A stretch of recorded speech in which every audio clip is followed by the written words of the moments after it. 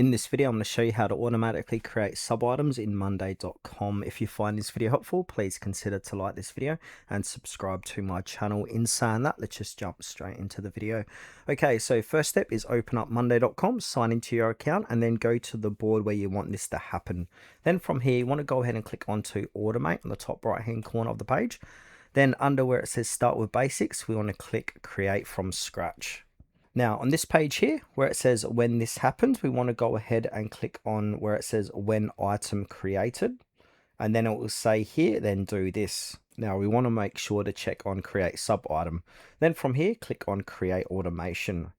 But before that, we need to go ahead and click on sub item. So then filter in the sub items details. So give this a name and also the sub item. Now you can create more of these. We can go ahead and click on add action and also click on create another sub item and continue on. And then from there, once you've done that, that's going to automatically create sub items in monday.com.